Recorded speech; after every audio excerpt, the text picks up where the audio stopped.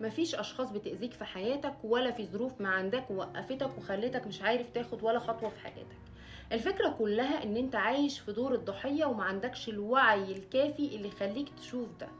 فانت لما بتكون عايش في دور الضحية بسبب مواقف قديمة انت مريت بيها معرفتش تعالج المشاعر بتاعتها. يعني مريت بموقف قديم كان فيه ألم وجرح ليك، اداك مشاعر معينة زي انا مش مهم، انا قليل، انا مش قادر. المواقف دي كلها اترسخت جواك وفضلت تتكرر وانت معالجتهاش، لان انت معرفتش تتعامل معاها، معرفتش تحررها، فضلت تتكرر جواك لحد ما صدقتها عن نفسك. فحسيت ان المواقف دي او الاحاسيس دي هي انت.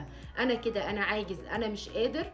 بعد كده بدأت تحس ان انت ضعيف، بتهرب من اتخاذ القرارات، مش قادر اخد قرار في حياتي، مش قادر اعمل حاجة، مستني المنقذ اللي يجي عشان ينقذني، اللي يجي عشان يحبني، اللي يجي عشان يداوي لي جروحي، واللي يجي عشان يغير لي حياتي. انا ما بحملش نفسي اي مسؤولية تجاه اي قرار، دايما برمي اللوم على الظروف.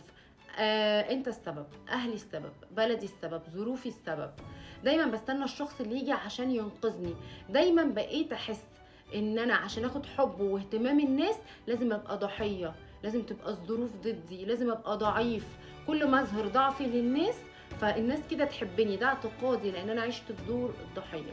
ده بيأثر على الواقع بتاعي بشكل سلبي وبيسحب طاقتي بشكل كبير جدا، وبتفضل تلف في نفس الدوامه وفكر ان انت ضعيف ومغلوب على امرك، برغم ان انت ممكن تبقى قوي وشخصيه قويه، ولكن انت متلبس في الثوب بتاع الضعف. ازاي اقدر اعالج المشكله دي بقى؟ تعالج المشكله دي اول حاجه بان انت تعترف ان كل شيء منك، لان هي دي الحقيقه. واجه نفسك ان كل شيء منك، كل شيء في الخارج هو انعكاس للداخل بتاعك، لتردداتك. فانت لما قابلتك المشاعر اللي ما عرفتش ان انت تعالجها، طلعت لك بقى الترددات دي اللي هي العجز والضعف وان انا مش قادر.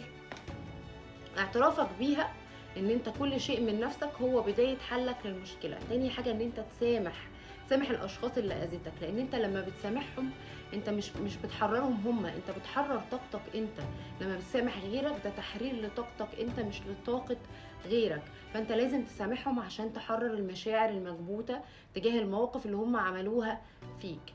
تالت حاجة التأمل والصلاة، وان انت تقرب من ربنا عشان توازن طاقتك.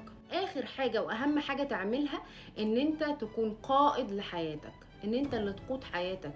لما يجي قدامك موضوع معين لازم تاخد فيه قرار، او حاجة معينة هتاخد فيها خطوة، ما تترددش، خد حتى لو بسيطة، حتى لو شيء بسيط. لازم انت تبقى القائد لحياتك.